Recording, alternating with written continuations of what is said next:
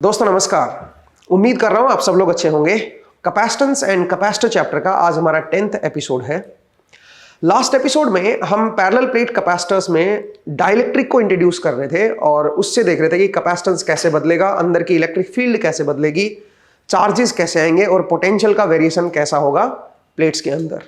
I hope आपको understanding बनी होगी।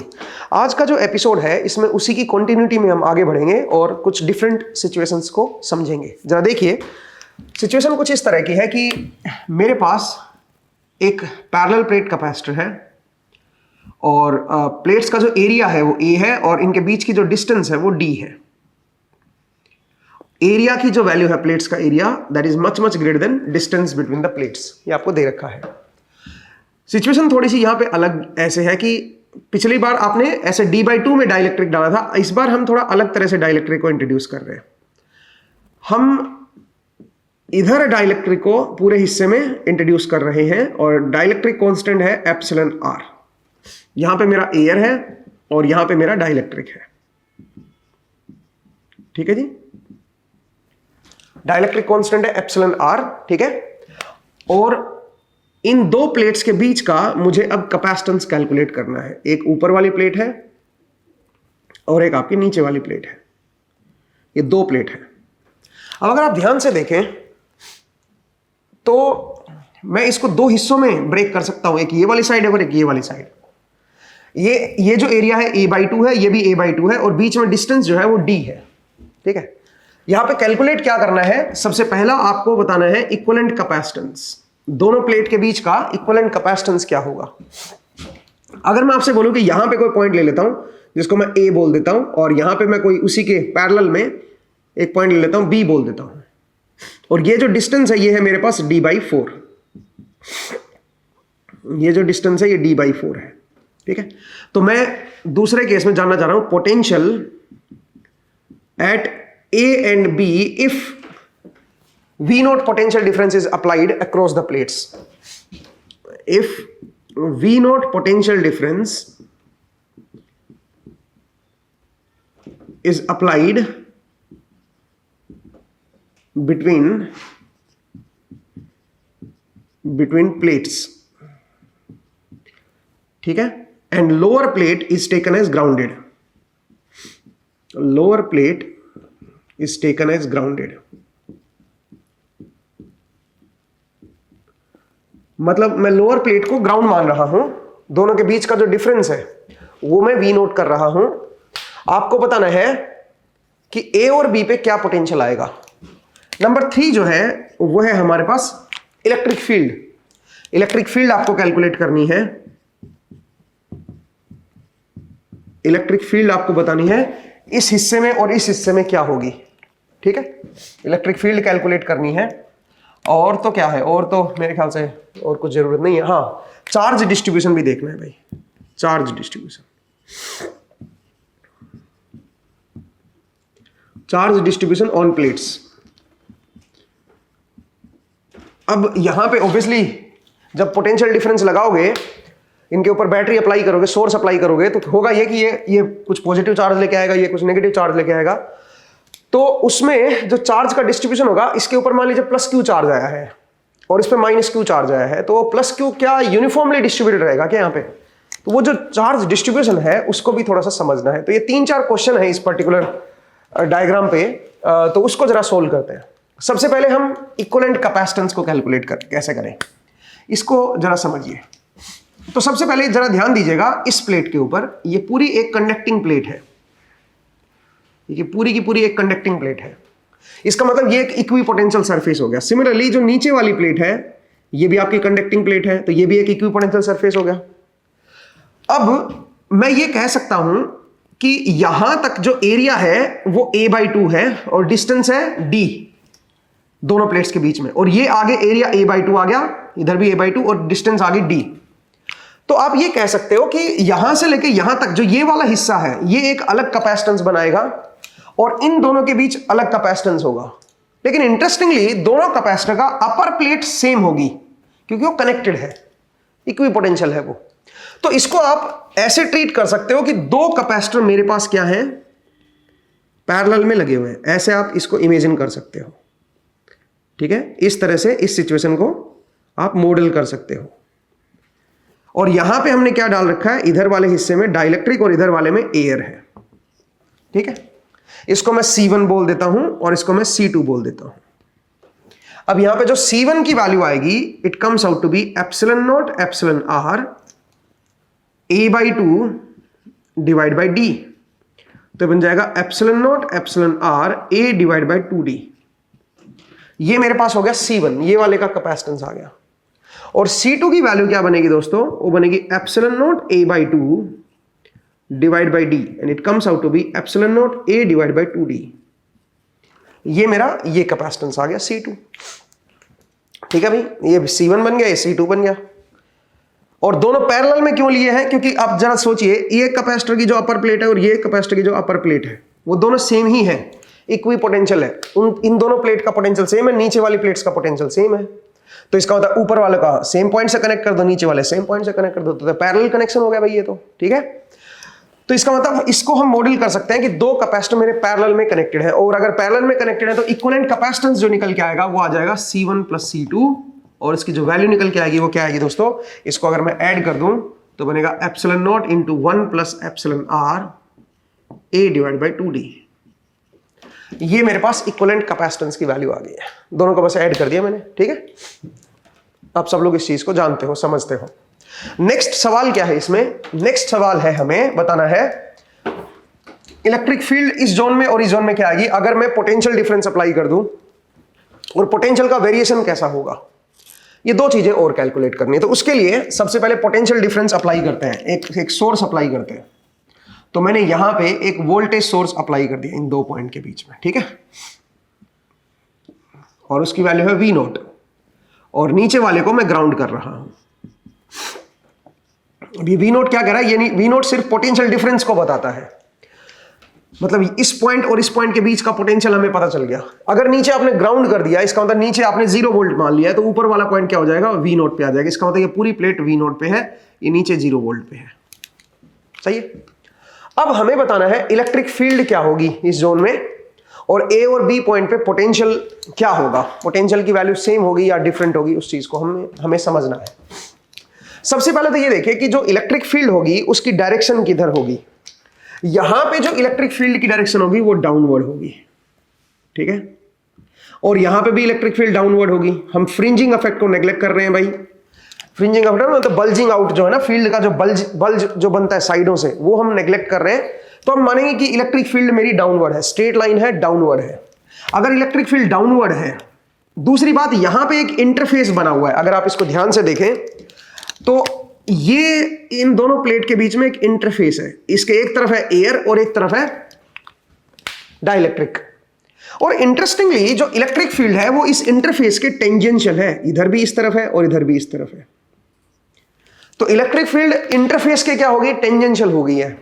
टेंजेंशियल हो गई है तो इसका मतलब क्या होगा, इलेक्ट्रिक फील्ड सेम रहेगी, बिकॉज आपने बाउंड्री कंडीशन में पढ़ा है लास्ट चैप्टर में कि electric field, tangential component of electric field at the media interface will remain same.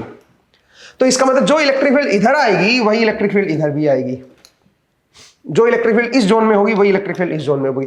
तो अगर मैं इलेक्ट्रिक फील्ड की वैल्यू की बात करूं, इस इलेक्ट्रिक फील्ड को अगर मैं E1 बोल दूं और इसके अंदर जो इलेक्ट्रिक फील्ड है उसको अगर मैं E2 बोल दूं, या चलो उल्टा लिख लो, इसको E1 बोल दो और इसको E2 बोल दो, क्योंकि मैंने इधर वाले को C1 बोल दिया ना।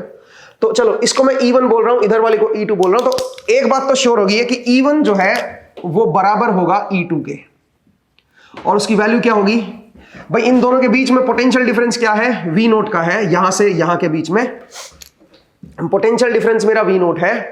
Potential difference per unit length कर दो तो वो हो जाएगा V0 बाई डी। ये जो है ये मेरा इलेक्ट्रिक फील्ड आ जाएगी दोस्तों। आप इसको V0 को आप ऐसे भी लिख सकते हो, Q upon C equivalent. Q माने टोटल चार्ज, इसके ऊपर जो टोटल चार्ज है डिवाइड बाय C इक्विवेलेंट और डिवाइड बाय D कर दो। तो Q की वैल्यू क्या है, Q की वैल्यू अगर आप देखना चाहो, Q को टोटल Q को Q लिख लो ना यार, टोटल चार्ज जो है उसको Q ही पढ़ाना। तो C इक्विवेलेंट की वैल्यू देख लो ना, C इक्विवेलेंट की वैल्यू क्या है, C इक्विवेलेंट की वैल्यू ये है। तो यहां से आ जाएगा epsilon nought into 1 plus epsilon R A और यहाँ पे 2 आ जाएगा भाई। ये D ऊपर जाके D से D कट जाएगा ना, तो आई थिंक 2 ऊपर आएगा। एक बार चेक करो भाई, मेरे हिसाब से तो ये आना चाहिए electric field 2Q divide by A epsilon nought into 1 plus epsilon R। ये मेरे पास इलेक्ट्रिक फील्ड आनी चाहिए। Q क्या है? Q is total charge on the plate. Q is total charge on the plate, total charge on the plate.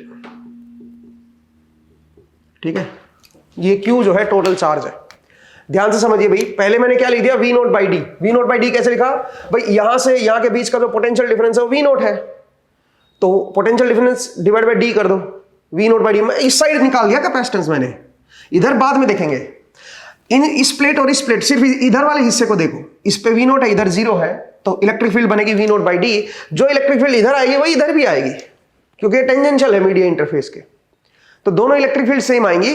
ठीक है, और value क्या लिखेंगे? V nought by D. V note को अब मैंने क्या लिख दिया? हम जानते हैं कि इसका अगर इक्विवेलेंट कैपेसिटेंस C हो गया तो इसको मैं इस तरह से रिप्लेस कर देता हूं, C इक्विवेलेंट, और उस पर हमने V note potential difference apply कर रखा है। ठीक है, तो इसके ऊपर नेट चार्ज जो आएगा Q is equal to C equivalent into V, तो V की into V nought. V nought की वैल्यू क्या बनेगी?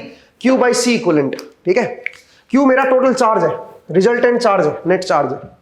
ठीक है, तो अब इस तरह से हम इसको रिप्लेस कर देंगे। अब अगर मैं Q को भी कैलकुलेट कर दूं तो मजे आ जाएंगे, वो यहाँ पे पुट करके और उसको फर्दर आगे हम सोल्व कर सकते हैं। बट एनीवे, आपको इलेक्ट्रिक फील्ड मैंने बताया कि इलेक्ट्रिक फील्ड क्या है। इलेक्ट्रिक फील्ड को दो तरह से लिख सकते हो आप, ऐसे भी लिख सकते हो और ऐसे भी लिख सकते हो। ठीक है, इस तरह से आप इलेक्ट्रिक फील्ड को यहाँ पे लिखोगे और दोनों में इलेक्ट्रिक फील्ड सेम आएगी। इस बार पिछले लेक्चर को अगर आप देखें तो उसमें इलेक्ट्रिक फील्ड सेम नहीं थी। क्यों नहीं थी?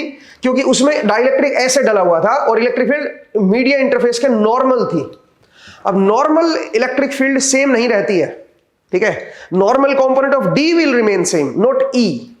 तो यहां पे थोड़ा सा फर्क है, इस चीज को समझिए। ठीक है, मुझे उम्मीद है आपको समझ आया। अब आगे बढ़ते हैं। अब अपने को देखना है पोटेंशियल कैसे, पोटेंशियल का वेरिएशन कैसे होगा, इस जोन में कैसे वेरी करेगा और इसमें कैसे वेरी करेगा एक्स के साथ। यहां पे मैं एक्स की वैल्यू को 0 ले लेता हूं, यहां पे मैं एक्स की वैल्यू को डी ले लेता हूं। तो आप जानते हो मैं लैप्लासिस इक्वेशन को यहां पे सोल्व करूंगा। अगर मुझे पोटेंशियल का वेरिएशन देखना है कि एक्स के साथ कैसे वेरी होगा, तो इधर भी वॉल्यूम चार्ज डेंसिटी 0, इस जोन में कोई चार्ज हमने नहीं दे रखा, इज जोन में भी कोई चार्ज नहीं दे रखा, इस रीजन में। तो रीजन में अगर कोई चार्ज नहीं है तो लैप्लासिस इक्वेशन क्या कहती है? लैप्लासिस इक्वेशन कहती है कि del square v is equal to 0, और यहां से जो Vx निकल के आएगा, क्योंकि x के साथ केवल पोटेंशियल वेरी करेगा, तो Vx will be equal to k nought x plus k1, ये बन जाएगा। ठीक है, अब इस जोन में और इस जोन में, दोनों जोन में अगर आप ध्यान से देखें बाउंड्री कंडीशन सेम ही है। x इक्वल टू 0 पे पोटेंशियल 0 है, x इक्वल टू d पे पोटेंशियल मेरा v नोट है। तो x इक्वल टू 0 पे ये बन जाएगा v0, और v0 की वैल्यू 0 होगी भाई, और ये बन जाएगा k1। तो k1 की वैल्यू तो 0 ही होगी, चाहे इधर बाउंड्री कंडीशन लगाओ चाहे इस रीजन में लगाओ, सेम ही है। तो अब जरा देखिए, अब Vx की जो वैल्यू आ जाएगी वो आ जाएगी k नोट x। अब k नोट की वैल्यू कैसे निकालें? x इक्वल टू डी पे देख लो, x इक्वल टू डी, चाहे इस कैपेसिटर में देखो चाहे इधर वाले हिस्से में देखो, x इक्वल टू डी पे वोल्टेज तो मेरा v नोट ही रहना चाहिए। ठीक है, तो x इक्वल टू डी पे ये बन जाएगा vd, और इसकी वैल्यू बन जाएगी v nought is equal to k nought d। तो k नोट की वैल्यू क्या आ जाएगी दोस्तों? वो आ जाएगी v नोट बाई डी। ठीक है, k नोट की वैल्यू आ जाएगी v नोट बाई डी, तो वो यहां पे पुट कर देंगे। तो vx क्या बन गया आप मेरा बताओ? vx will be equal to v nought by D into x। ये बन गया मेरा vx। पोटेंशियल का वेरिएशन मुझे पता चल गया x के साथ कैसे वेरी करेगा, चाहे वो इधर वाले जोन में हो चाहे वो इधर वाले जोन में हो, तो उससे कोई फर्क नहीं पड़ता। तो इसका मतलब ये हुआ कि जो a और b पॉइंट है, इन दोनों पॉइंट पे पोटेंशियल सेम आएगा। इन दोनों पॉइंट पे पोटेंशियल मेरा सेम आएगा, क्योंकि दोनों ही x, दोनों पॉइंट पे x की वैल्यू क्या है? इधर कितना ऊपर है? d/4, इधर से भी d/4 ऊपर है। ठीक है, तो इसका मतलब a और b पे जो पोटेंशियल की वैल्यू आएगी वो बराबर आएगी, और कितनी आएगी? x की जगह पे d/4 पुट कर दो तो v नोट बाई 4 आ जाएगा। मतलब अगर नीचे 0 है तो ये वाले पॉइंट पे जो पोटेंशियल आएगा दोनों पॉइंट पे सेम आएगा, वो v नोट बाई 4 आएगा। मुझे उम्मीद है आपको समझ आया कि पोटेंशियल का वेरिएशन हम कैसे देखेंगे, और किसी भी पर्टिकुलर पॉइंट पे अगर पोटेंशियल देखना हो तो कैसे हम देखेंगे। पॉइंट का पोटेंशियल तभी बता पाओगे जब आपको एक पॉइंट पे 0 दे रखा हो, तभी आप दूसरे पॉइंट पे निकाल पाओगे। एक पॉइंट का पता होना चाहिए था, इसीलिए मैंने यहां पे इसको ग्राउंड किया था, सो दैट आप 0 के रेस्पेक्ट में आप इनको बता सको। ठीक है, आगे चल के और गहराई से भी समझोगे कि मैं रेफरेंस क्यों ले रहा हूं यहां पे, ठीक है। अगर ये रेफरेंस ना देता तो आप पॉइंट का पोटेंशियल ना डिफाइन कर पाते। ये जो लाइन मैंने लिखी है ना, ठीक है, lower plate is taken as grounded, अगर ये ना दी होती तो फिर हम इन पॉइंट्स का पोटेंशियल बता नहीं पाते, क्योंकि फिर किसके रेस्पेक्ट में बताएंगे? रेफरेंस तो पता होना चाहिए ना, उसी के रेस्पेक्ट में फिर इनको निकालना पड़ेगा, क्योंकि पोटेंशियल जो है वो एक पॉइंट का डिफाइन नहीं होता, आपको विद रिस्पेक्ट टू समथिंग निकालना होता है। तो इसी वजह से मैंने इसको पहले जीरो कर दिया, सो दैट जीरो के रेस्पेक्ट में आप इनको बता सको। आप बोलोगे सर अगर जीरो ना देते तो फिर आप ये नहीं कह सकते थे कि ये 0 वोल्ट है, कोई बोलता कि ये 2 वोल्ट है, ये बोलता कोई 2 वोल्ट है और ये 2 प्लस वी नोट हो जाती, क्योंकि वी नोट हायर है ना ये वाले साइड। तो फिर 2 के रेस्पेक्ट में फिर आप निकालते ये कितना होगा, तो 2 के रेस्पेक्ट में ये कितना होता, फिर यहां की वोल्टेज बनती 2 प्लस वी नोट बाई 4। तो इसका मतलब है यहां पे क्या वोल्टेज है, रेफरेंस क्या दे रखा है, उसके रेस्पेक्ट में आपको यहां पे बताना है। दैट्स वाई मैंने ये बोला है कि ये ग्राउंड ले लो, आप इसको 0 मान लो, ठीक है, 0 के रेस्पेक्ट में फिर आप यहां पे बताओ। तो ये जो लाइन है ना बड़ी इंपॉर्टेंट है नीचे वाली, ठीक है। तो हमने ये वाला सोल्व कर दिया, ये भी सोल्व हो गया, इलेक्ट्रिक फील्ड भी होगी। अब आइए charge distribution on the plates, plates के ऊपर चार्ज डिस्ट्रीब्यूशन को निकालते हैं, ठीक है। अब ये कैसे देखें कि इस प्लेट के ऊपर कितना चार्ज है और इसके ऊपर कितना चार्ज है और टोटल चार्ज कितना है Q, उसको अब हम कैसे कैलकुलेट। टोटल चार्ज तो बहुत आसान है, आपने इक्विवेलेंट कैपेसिटेंस निकाल लिया है, आपको पोटेंशियल डिफरेंस पता है, तो आप Q की वैल्यू निकाल सकते हो। Q is equal to C equivalent into V nought. इससे हमारे पास टोटल चार्ज आ जाएगा, इससे हमारे पास टोटल Q की वैल्यू आ जाएगी कि दोनों पे मिला के जो नेट चार्ज आएगा वो कितना आएगा। नेट इक्विवेलेंट चार्ज हम इजीली निकाल सकते हैं। बट द प्रॉब्लम इज यहां पे जो चार्ज होगा वो यूनिफॉर्मली डिस्ट्रीब्यूट नहीं होगा, इस हिस्से में चार्ज अलग बनेगा, इस हिस्से में चार्ज अलग बनेगा। जरा देखते हैं कि वो कितना होगा। अब उसको हम कैसे कैलकुलेट करें, तो उसके लिए भाई एक बात बताओ, इस हिस्से में जो चार्ज है, जो भी इसके ऊपर चार्ज आएगा उसकी वजह से एक चार्ज डेंसिटी बनेगी। इस हिस्से में कोई भी चार्ज, सोचे Q1 आ गया और इस हिस्से में टोटल चार्ज Q2 आया है, यहां पे Q2 चार्ज है। एक मिनट के लिए ऐसे मान लेते हैं, एक तरफ Q1 है एक तरफ Q2 है, Q1 प्लस Q2 Q के बराबर होगा, ठीक है। अब अगर यहां पे Q1 चार्ज है तो इसका जो सिग्मा 1 बनेगी वो क्या बनेगी, वो बनेगी Q1 बाई A, और यहां पे जो सिग्मा 2 बनेगी वो बनेगी Q2 by A। Charge density यही बनेगी भाई। अब आप बताओ इस हिस्से में जो इलेक्ट्रिक फील्ड बनेगी वो इस चार्ज डेंसिटी के हिसाब से क्या बनेगी। इस चार्ज डेंसिटी के हिसाब से जो E2 आनी चाहिए that has to be sigma, इसको सिग्मा 2 बोल दो भाई, इसको सिग्मा 1 बोल दो, और इधर Q1 बोल दो, इधर Q2 बोल दो, क्योंकि ये सबस्क्रिप्ट में इधर वाली साइड को 1 लेके चल रहा हूं ना, तो कंफ्यूज मत ना हो हम, ठीक है। तो इधर मेरा सिग्मा 2 आ गया Q2 बाई A और इधर सिग्मा 1 आ गया Q1 बाई A, ठीक है। तो इसके लिए इसको थोड़ा ठीक कर लेना, ठीक है। हाँ, तो अब जरा देखिए E2 की वैल्यू क्या आएगी। E2 की वैल्यू आएगी sigma 2 divide by epsilon not, क्योंकि एयर में है तो जो भी यहां पे चार्ज डेंसिटी होगी डिवाइड बाई एप्सिलॉन नॉट कर दोगे तो इधर की इलेक्ट्रिक फील्ड आ जाएगी। इधर की इलेक्ट्रिक फील्ड क्या आएगी E1। यहां पे जो चार्ज डेंसिटी है इस हिस्से में, जो डाइलेक्ट्रिक वाला है ना, ये भी तो एक कैपेसिटर बन गया ना, तो यहां पे जो चार्ज डेंसिटी है sigma 1 by epsilon not epsilon R, ये इलेक्ट्रिक फील्ड यहां पे होनी चाहिए भाई। अब दोनों को बराबर कर दो, बराबर अगर आप करोगे, हम जानते हैं कि दोनों बराबर होने चाहिए क्योंकि टेंजेंशियल है, तो दोनों बराबर करोगे तो इसका मतलब क्या बन जाएगा, यहां से अगर आप देखोगे तो ये यहां से मैं बोलूंगा कि E1 इक्वल टू E2, तो E1 को अगर E2 के बराबर करोगे तो आप यहां पे क्या बोलोगे, sigma 1 divide by epsilon not epsilon R is equal to sigma 2 divide by epsilon nought. ये कट गया एप्सिलॉन नॉट, ठीक है। यहां से आप ये कह सकते हो कि सिग्मा 1 जो आएगा वो आएगा एप्सिलॉन आर इंटू सिग्मा 2। जो चार्ज डेंसिटी है इस तरफ की वो इस तरह से रिलेटेड होगी। अब सिग्मा 1 की वैल्यू ये है और सिग्मा 2 की वैल्यू ये है, तो अगर मैं यहां से पुट कर दूं तो मैं क्या बोलूंगा दोस्तों, बताओ, Q1 by A is equal to epsilon R Q2 by A, और A से A बाई 2 आएगा भाई, यहां पे ना एरिया जो आएगा वो A बाई 2 आएगा, ठीक है। दोनों का एरिया जो है A बाई 2 है ना, ठीक है। तो A बाई 2 करो इसको ना, A बाई 2, खैर उससे कोई फर्क नहीं पड़ेगा, ठीक है, दोनों कट ही जाएंगे तो, ठीक है। तो यहां से क्या रिलेशन आ गई बताओ, यहां से रिलेशन आ गई Q1 is equal to epsilon R Q2, ये एक रिलेशन आ गई चार्जेस में। इसका मतलब जो इधर का चार्ज है और जो इधर का चार्ज है उनमें डिफरेंस है भाई। इधर चार्ज ज्यादा है इधर से। कितना ज्यादा है? अगर मुझे टोटल चार्ज पता चल जाए Q1 plus Q2, Q1 plus Q2 कितना है बताओ जरा। Q1 प्लस Q2 जो है वो Q के बराबर है और Q1 और Q2 के बीच ये रिलेशन है। तो यहां से अगर मैं Q1 को रिप्लेस कर दूं Q2 की टर्म्स में तो मैं इसको बोलूंगा Q2 into 1 plus epsilon R is equal to Q। तो यहां से Q2 की वैल्यू क्या आ गई है? Q divide by 1 plus epsilon R। ये मेरे पास Q2 आ गया है दोस्तों, ये मेरे पास Q2 आ गया है। और Q1 की वैल्यू क्या आई है?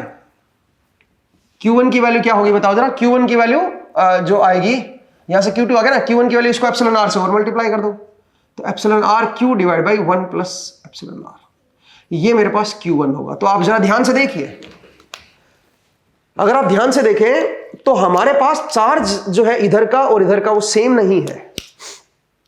प्लेट्स के ऊपर चार्जेस डिफरेंट डिफरेंट है, चार्ज डेंसिटी डिफरेंट डिफरेंट है, ठीक है। इलेक्ट्रिक फील्ड सेम है। इलेक्ट्रिक फील्ड अगर आप ध्यान से देखें तो ये आएगी दोनों में इलेक्ट्रिक फील्ड सेम आएगी। अब इस Q को आप Q1 और Q2 के टर्म्स में लिख सकते हो, ठीक है, आप चेक भी कर सकते हो। Q को आप Q1 Q2 की टर्म्स में लिख के और आप देख सकते हो। बट एनीवे आपको ये समझ आ गया होगा कि कैसे हमने ये निकाला है, Q1 की वैल्यू कैसे निकाली और Q2 की वैल्यू कैसे आएगी।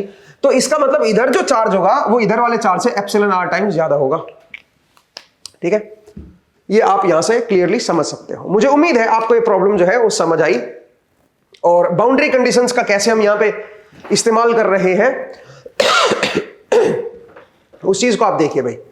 आगे बढ़ सकते हैं मेरे हिसाब से। आई होप आपको समझ आया। अब चलिए एक और सवाल करते हैं। अब बहुत सारे स्टूडेंट ये पूछते हैं कि सर इन दोनों को जो लास्ट चैप्टर में आपने पढ़ाया था, जो लास्ट एपिसोड में आपने पढ़ाया था और आज का जो एपिसोड है उसमें जो हमने सिचुएशन देखी डाइलेक्ट्रिक की, क्या हम इन दोनों को एक ही प्लेट में डाल दें, दोनों सिचुएशन को? आप ऐसा नहीं कर पाओगे। जरा देखिए कैसे।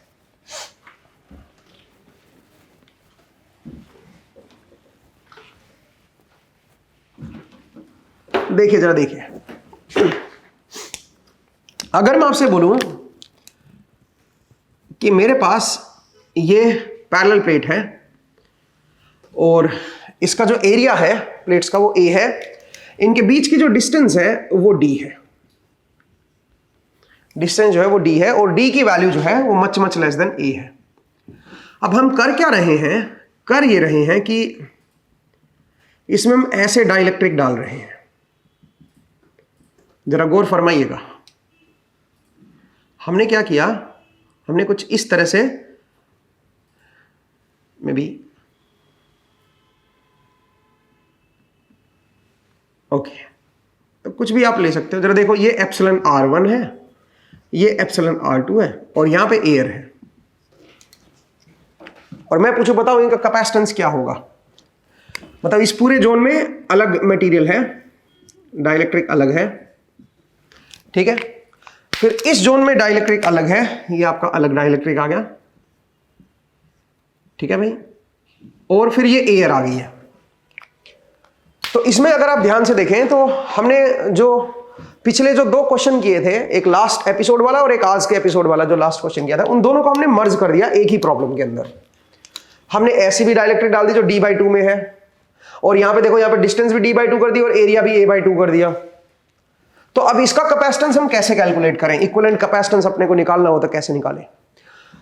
तो कुछ स्टूडेंट क्या करते हैं, कुछ स्टूडेंट बोलते हैं सर देखो यहां पे ये इक्विपोटेंशियल है और यहां पे इलेक्ट्रिक फील्ड डाउनवर्ड होगी। बात तो सही है भाई, इलेक्ट्रिक फील्ड यहां पे डाउनवर्ड होगी, ठीक है। तो यहां पे ये भी आपका एक इक्विपोटेंशियल बनेगा, ये क्योंकि इलेक्ट्रिक फील्ड के परपेंडिकुलर है तो ये एक इक्विपोटेंशियल सरफेस होगा। तो इसको एक प्लेट की तरह ट्रीट कर लेते हैं। तो मैं बोलूंगा कि भाई यहां से यहां तक एक कैपेसिटर रिप्लेस कर दो इसको। जरा देखिए कैसे, ऊपर से चले और यहां पे हमने एक कैपेसिटर लगा दिया, ठीक है भाई। इसको मैं C1 बोल देता हूं ऊपर वाले को। फिर आ जाओ अब नीचे, यहां से यहां तक, नीचे यहां से यहां तक अगर आप देखोगे तो इस साइड डाइलेक्ट्रिक है, इस साइड एयर है, तो इसको 2 हिस्सों में बांट देते हैं। एक कैपेसिटर इधर का और एक कैपेसिटर इधर का, ठीक है। इधर वाली साइड को मैं C2 बोल देता हूं और इधर वाली साइड को C3 बोल देता हूं। सही है भाई, इस तरह से हम इसको कनेक्ट कर देते हैं और इसका आंसर हम निकाल सकते हैं, ठीक है। C1 की जो वैल्यू आएगी वो आनी चाहिए epsilon naught epsilon R1, area है A, डिस्टेंस है D/2। ठीक है भाई, पैरेलल प्लेट्स बन गई ना, तो इसका जो कैपेसिटेंस बनेगा वो बनेगा epsilon naught epsilon R1, plates का एरिया है A और डिस्टेंस है मेरी D/2, तो D/2 2 ऊपर चला गया। C2 क्या बनेगा? C2 बनेगा epsilon naught epsilon R2, area हो गया A/2 और डिस्टेंस होगी D/2। 2 से 2 मेरा कट गया, तो ये बन जाएगा epsilon naught epsilon R2 A/D। ये मेरा क्या आ गया? C2 आ गया। और C3 क्या आ गया दोस्तों? C3 आ गया एप्सिलन नॉट A/2 D/2 और 2 से 2 कट जाएगा, तो ये बनेगा एप्सिलन नॉट A/D। इस तरह से हम C3 को कैलकुलेट कर सकते हैं और फिर इनके कनेक्शन करके हम इनका इक्विवेलेंट कैपेसिटेंस कैलकुलेट कर सकते हैं। कोई दिक्कत होनी नहीं चाहिए। बट सही बताऊं तो हर कोई इसको ऐसे ही सोल्व कर रहा है बिना कुछ थॉट प्रोसेस इसके ऊपर लगाए। ये क्वेश्चन ज्यादा स्टैंडर्ड बुक्स में नहीं है। एक बुक में इस तरह का क्वेश्चन दे रखा है जिसमें कुछ मिक्स से कर रखे हैं डाइलेक्ट्रिक, और वो बुक है रेस्निक हॉलिडे, उसमें अनसोल्व्ड प्रॉब्लम दे रखी है। मेरे हिसाब से दिस प्रॉब्लम इज रॉन्ग। ये टेक्निकली ये रॉन्ग है। रॉन्ग मतलब ऐसा नहीं कि सोल्व नहीं हो सकती, मतलब एग्जिस्ट नहीं कर सकती, एग्जिस्ट तो करेगी, मतलब मैं इसको डिजाइन कर सकता हूं और यहीं पे इसका कुछ ना कुछ सी इक्विवेलेंट निकल के आएगा। बट जो आपने प्रोसेस लगाया ना, ये सही नहीं है। आप बोलोगे सर क्या दिक्कत है इस प्रोसेस में, क्या क्यों हम ऐसा कर नहीं सकते, इसमें क्या परेशानी भाई, ऐसा क्या दिक्कत आ गई, क्यों हम नहीं कर सकते यहां पे इस तरह से, इसमें क्या गलती है? तो गलती जरा पकड़ते हैं कि क्या मिस्टेक है, और यहां पे हम जो कन्वेंशनल जो मेथड लगाते हैं वो यहां पे क्यों एप्लीकेबल नहीं है। और ये हर कोई करवा रहा है, किसी ने भी इस मिस्टेक को डिस्कस नहीं किया है, इसीलिए मैंने इस प्रॉब्लम को टैकल किया है, इसीलिए मैंने इस लेक्चर में इस प्रॉब्लम को लिया है। आप डिफरेंट जगह पे जाके देखोगे तो आपको यही सॉल्यूशन मिलेगा और इस तरह से सोल्व करके दे देंगे आपको। हालांकि प्रॉब्लम कुछ डिफरेंट हो सकती है, हो सकता है यहाँ पे कुछ अलग तरह से इनको लगा रखा हो, बट मेरा कंसर्न यहाँ पे है कि इसको आप सोल्व नहीं कर पाओगे। क्या कारण है जरा समझिए, मैं क्या लॉजिक दे रहा हूं। जरा देखिए, ये मीडिया इंटरफेस है और एक मीडिया इंटरफेस है ये। सबसे पहले बाउंड्री कंडीशंस देखते हैं कि क्या कहीं वो तो वॉयलेट नहीं हो रही। तो बाउंड्री कंडीशंस को सबसे पहले जरा देखते हैं। बाउंड्री कंडीशंस जरा समझिएगा, ध्यान देना भाई, बड़ा इंपॉर्टेंट है। मैं एक बार इनको हटा देता हूं सो दैट थोड़ा मुझे स्पेस मिल जाए। हाँ जरा देखिए दोस्तों, बाउंड्री कंडीशन क्या कहती है। अगर मैं यहां पे इलेक्ट्रिक फील्ड को E1 ले लूं और यहां पे इलेक्ट्रिक फील्ड को E2 ले लूं और यहां पे इलेक्ट्रिक फील्ड को E3 ले लूं, ठीक है, जरा देखना ध्यान से। ऐसे मैं इलेक्ट्रिक फील्ड को ले रहा हूं, ये मेरा एयर है भाई यहां पे, ठीक है, तीनों अलग अलग मीडियम है। अब अगर आप ध्यान से देखें तो ये E3 और E2 जो है वो आपका टेंजेंशियल है मीडिया इंटरफेस के। यहां पे इधर डाइलेक्ट्रिक है, इधर एयर है, तो एक मीडिया इंटरफेस आ गया भाई। तो मीडिया इंटरफेस पे अगर ये टेंजेंशियल है तो यहां से मैं कह सकता हूं कि E2 must be equal to E3। E2 और E3 बराबर होने चाहिए, सही बात है। अब आइए यहां पे, ये जो E1 और E3 है ये इस मीडिया इंटरफेस के नॉर्मल है। अब normal component of D will remain same, आप जानते हो। तो ऊपर वाले रीजन में D की वैल्यू क्या आएगी, वो आएगी epsilon not epsilon R1 into E1। ये ऊपर वाले जोन में D की वैल्यू आएगी, और नीचे वाले इस जोन में D की वैल्यू क्या आएगी, वो आएगी एप्सिलॉन नॉट E3, और ये आपके बराबर होने चाहिए। तो यहां से अगर आप कट कर दोगे तो अगर आप ध्यान से देखोगे तो E1 is equal to 1 by epsilon R1 E3, ये होना चाहिए भाई। E1 की वैल्यू ये होनी चाहिए अगर मैं यहां पे बाउंड्री कंडीशंस अप्लाई करूं तो। अब आइए यहां पे इसमें और इसमें बाउंड्री कंडीशन अप्लाई करो। तो यहां पे इलेक्ट्रिक फील्ड को हमने क्या ले लिया, E2 इधर, और यहां पे इलेक्ट्रिक फील्ड मेरी E1 है, और ये भी क्या है इस मीडिया इंटरफेस के, बताओ इस मीडिया इंटरफेस के ये भी आपकी नॉर्मल होगी। ये वाला जो मीडिया इंटरफेस है नीचे और ऊपर वाला में नॉर्मल होगी, और normal component of D will remain same. तो यहां पे अगर मैं अगेन बाउंड्री कंडीशंस लगाऊं तो ऊपर वाले जोन में जो D की वैल्यू आएगी वो आएगी epsilon not epsilon R1 into E1, that has to be equal to epsilon not epsilon R2 into E2। ये होगी भाई, इधर वाला जो D है और इधर वाला जो D है नॉर्मल कंपोनेंट, वो बराबर कर दिया। यहां से जरा देखो, यहां से आपके पास E1 की वैल्यू क्या आई है, E1 की वैल्यू आई है epsilon R2 upon epsilon R1 into E2। ये आ गया भाई, सही बात है। अब जरा समझिए, ये है E1 और ये भी E1 आया हमारा, तो ये दोनों बराबर होने चाहिए। फिर अगर मैं इन दोनों को बराबर करता हूं तो बनेगा 1/ε r1 into E3 is equal to εr2 upon εr1 into E2। सही है, ये कंडीशन सेटिस्फाई होनी चाहिए। अब ये कट गया यहां से, तो यहां से E2 और E3 के बीच की जो रिलेशन बनी है वो तो कुछ अलग इस तरह की आई है, εr2 E2 is equal to E3, ये इस तरह की रिलेशन आई है भाई। जबकि पहले हमने क्या पढ़ी थी, टेंजेंशियल कंपोनेंट के हिसाब से क्या बननी चाहिए, E2 और E3 तो बराबर आने चाहिए, लेकिन यहां से तो E2 और E3 बराबर नहीं आ रहे।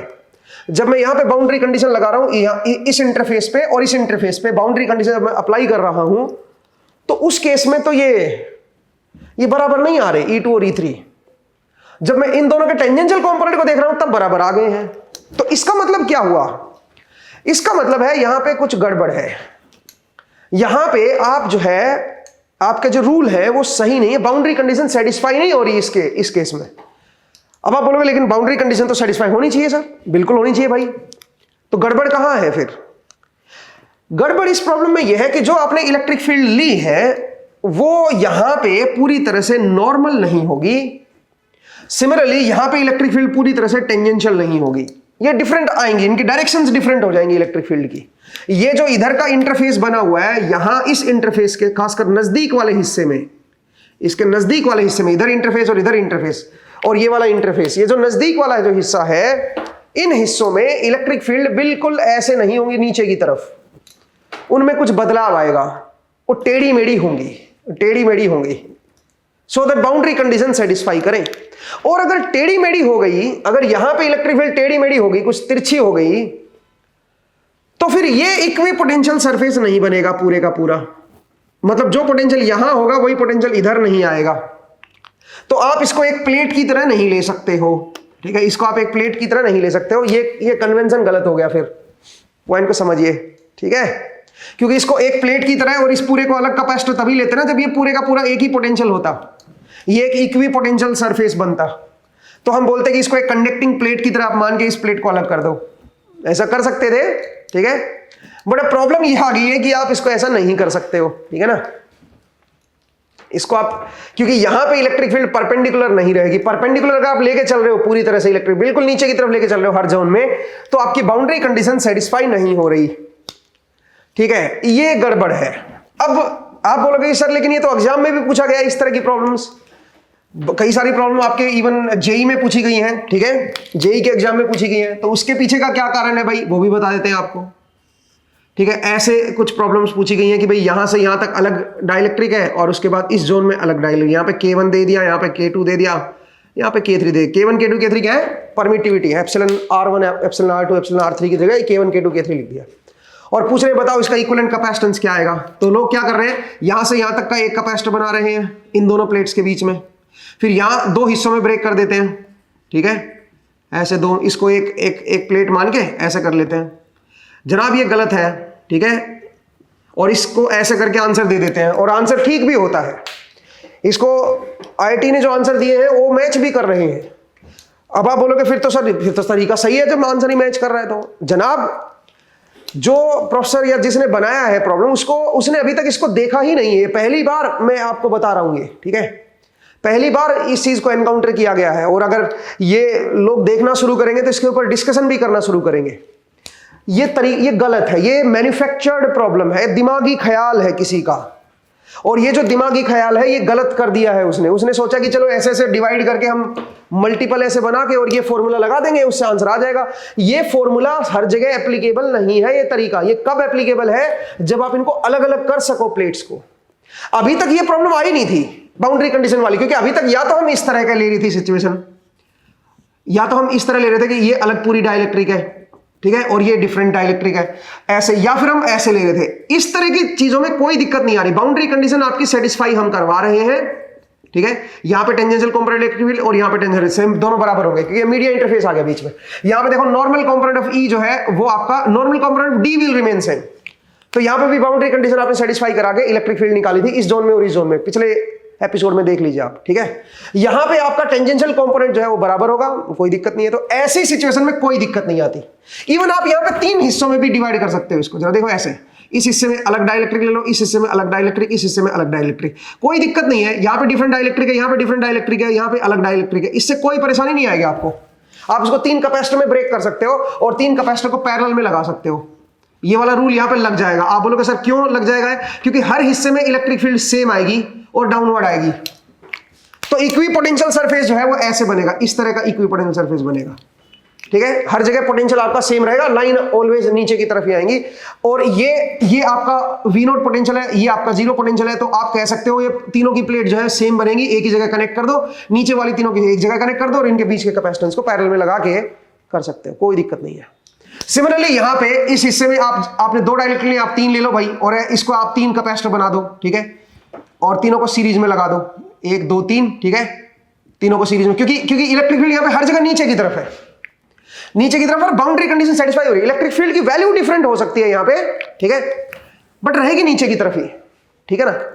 तो उस केस में आप जो है इसको एक इक्विपोटेंशियल मान सकते हो, इसको आप इक्विपोटेंशियल मान सकते हो, और ये तो इक्विपोटेंशियल है ही, 0 वोल्ट मान लो, इसको ये V0 है।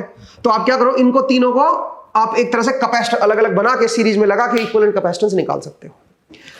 सेम चीज यहां नहीं कर सकते हो, इसको आप ऐसे नहीं कर सकते हो। क्यों नहीं कर सकते हो? क्योंकि यहां का पोटेंशियल और यहां का पोटेंशियल सेम नहीं है, फर्क है, ठीक है, फर्क है।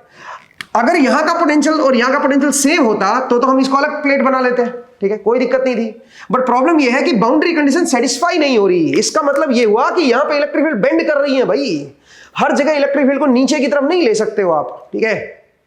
तो इसको आप एक सिंगल प्लेट की तरह ट्रीट नहीं कर सकते हो, ये गड़बड़ हो गई है, ये मेथड आप नहीं लगा सकते हो, गलत है ये आंसर। आप फिर बोलोगे सर फिर प्रैक्टिकली अगर इसको मैटलैब में डाल के देखें तो क्या उससे आंसर कैसा आ रहा है? देखो ऐसा नहीं है कि मैंने मैटलैब की सिचुएशन को देखा नहीं है, इसका सिमुलेशन नहीं देखा, मैंने इसका सिमुलेशन देखा है करके। उससे जो आंसर आ रहा है वो आंसर इससे जो आंसर आ रहा है उससे थोड़ा सा एरर दे रहा है, थोड़ा सा डिफरेंट है। तो आप बोलोगे फिर तो ये ज्यादा सही तरीका हो गया। देखो अगर मैं एक्यूरेसी की बात करूं ये तरीका गलत है, बट अगर मैं अप्रोक्सीमेट आंसर की बात करूं, क्योंकि यहां पे जो बेंडिंग होगी ना इलेक्ट्रिक फील्ड वो केवल यहीं पे होगी, थोड़ी बहुत इलेक्ट्रिक फील्ड, अल्टीमेटली थोड़ा सा डीप जोन में जाओगे तो फिर से नीचे की तरफ ही आएगी इलेक्ट्रिक फील्ड। थोड़ी बहुत यहां पे बेंडिंग होगी इलेक्ट्रिक फील्ड की, ठीक है, थोड़ी बहुत बेंडिंग होगी यहां पे इलेक्ट्रिक फील्ड की। और क्योंकि मतलब पूरी तरह से डाउनवर्ड नहीं रहेगी इलेक्ट्रिक फील्ड, कहने का मतलब ये। तो अल्टीमेटली बेंडिंग होगी, वापस नीचे की तरफ आ जाएंगी इलेक्ट्रिक फील्ड।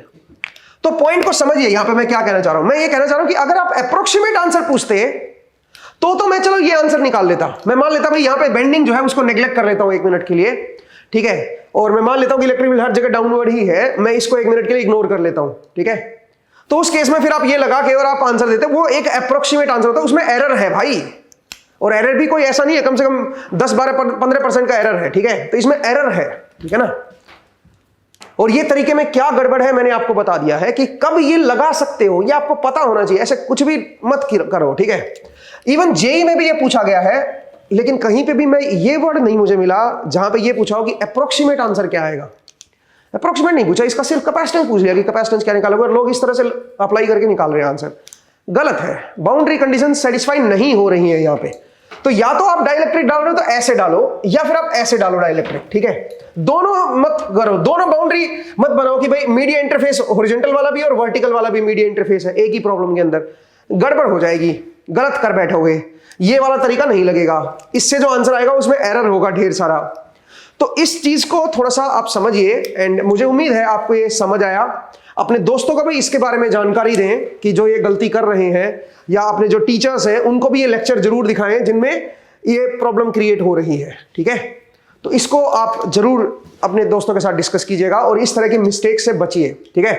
वैसे अगर मैं रेकमेंड करूंगा, अगर एग्जाम में आ जाए तो क्या करेंगे, एग्जाम जिसने बनाया है आज के टाइम, वो एग्जाम बनाने वाले प्रोफेसर भी इसी प्रोसेस से गुजरे हैं जिस प्रोसेस से आप गुजर रहे हो। उन्होंने भी वही पढ़ा है जो आप पढ़ रहे हो, बल्कि आपसे भी कम पढ़ा होगा उस दौर में, और उसके बाद कभी इस चीज के ऊपर डिस्कशन हुआ नहीं। ये स्टैंडर्ड बुक में तो मुझे ये इस तरह की सिचुएशन मिली ही नहीं। जो स्टैंडर्ड बढ़िया बुक है वो या तो इस तरह की प्रॉब्लम डिस्कस करते हैं या इस तरह की, ऐसी कोई बुक नहीं मिली जिसमें ये दोनों हो और जिसने लॉजिकली इसको सोल्व किया और इस प्रॉब्लम को टैकल किया हो, ऐसा मुझे नहीं मिला, ठीक है। एक बुक में इस प्रॉब्लम को सिर्फ अनसोल्ड में दे रखा है और वो है रेसनिक हॉलिडे, और उसी अनसोल्ड प्रॉब्लम की वजह से लोगों ने अपने डिजाइन फंसाना शुरू कर दिए हैं, अपना डिजाइन देना शुरू कर दिए और अलग अलग तरह के डिजाइन कर दिए बिना इस कंडीशन को देखे। तो इसलिए मेरी रिक्वेस्ट है आप सब लोगों को ये जरूर पहुंचाएं, इस वीडियो की क्लिप जरूर अपने टीचर्स या स्टूडेंट्स तक जरूर पहुंचाएं, सो दैट इस मिस्टेक को ओवरकम कर सके वो लोग और डिस्कस कर सके। बहुत सारे अपने लॉजिक हो सकते हैं लोगों के आंसर को मैच करने के लिए, मतलब कुछ लोग डिफेंड करना शुरू कर देते हैं, तो ये डिफेंड नहीं हो सकता। इसको डिफेंड करने के वैसे आप तरीके ढूंढ लोगे कि सर डी बहुत ज्यादा छोटा है, इतना छोटा है कि ये जो बेंडिंग है इसको आप नेग्लेक्ट कर दो, ठीक है, इतना छोटा है कि आपने जब फ्रिंजिंग इफेक्ट को नेग्लेक्ट कर दिया सराउंडिंग से, तो इसको भी नेग्लेक्ट कर दो आप। देखो वो सराउंडिंग वाले इफेक्ट को तो हम देख ही नहीं रहे, उसको तो आप छोड़ ही दो ना, वो तो हमने पहले ही बोल दिया कि फ्रिंजिंग हमें बाय डिफॉल्ट नेग्लेक्ट करना होता है, लेकिन वो आउटसाइड है। इनसाइड वाला फ्रिंजिंग को तो देखना पड़ेगा ना भाई हमने, ठीक है, इनसाइड वाले फ्रिंजिंग को अपने को देख के चलना पड़ेगा, उसको आप थोड़े नेग्लेक्ट कर सकते हो, क्योंकि उस इनसाइड की वजह से ही हम इनको ये डिवाइड कर रहे हैं। ये डिवीजन पॉसिबल कब हो पाया? ये डिवीजन पॉसिबल तभी हो पाया जब हम इसको पूरे को इक्वी पोटेंशियल मान रहे हैं। जब हमने मेटलैब किया तो हमने देखा कि यहां का पोटेंशियल और यहां का पोटेंशियल सेम नहीं रहता, सेम लेवल पे 0.4 0.5 वोल्ट का डिफरेंस आ जाता। अगर मैं 15 वोल्ट मैंने इसमें अप्लाई किया था और कुछ हमने डिस्टेंस ली थी, वो एग्जैक्ट मैं अगर कभी जरूरत पड़ी तो मैं आपको दिखा दूंगा वो, ठीक है। बट यहां पे जो डिस्टेंस है वो 15 पोटेंशियल डिफरेंस हमने 30 वोल्ट का लिया था, और उससे हमने देखा कि यहां पे और यहां पे सेम लेवल पे पोटेंशियल में करीबन 0.8 0.9 वोल्ट का 0.3 वोल्ट का अलग अलग जगह पे जब हमने पॉइंटर से चेक किया तो डिफरेंस अलग अलग जगह पे अलग अलग आ रहा था। पोटेंशियल यहां पे पूरे जोन में बराबर नहीं है, तो आप इसको एक सिंगल प्लेट नहीं ले सकते हो। मेरा कंसर्न ये है, ठीक है, इसकी वजह से थोड़ा सा एरर क्रिएट हो जाता है। तो मुझे उम्मीद है आपको ये समझ आया, आज का एपिसोड समझ आया। अगले एपिसोड में जब आपसे मुलाकात होगी दोस्तों, तो इसी तरह की डिफरेंट टाइप की प्रॉब्लम्स डिस्कस करेंगे, जिसमें हम पैरेलल प्लेट्स ना लेके स्फेरिकल कैपेसिटर में डाइलेक्ट्रिक डालेंगे या सिलिंड्रिकल जो कैपेसिटर होते हैं उनमें डाइलेक्ट्रिक को इंट्रोड्यूस करेंगे, और वहां पे फिर हम कैपेसिटेंस की वैल्यू को कैलकुलेट करेंगे, ठीक है। तो आज का जो एपिसोड है इसमें हम इतना ही करेंगे। अगले एपिसोड में फिर से आपसे मुलाकात होगी। अपना ख्याल रखिए, पढ़ते रहिए, मुस्कुराते रहिए। नेक्स्ट टाइम मिलेंगे। Thank you.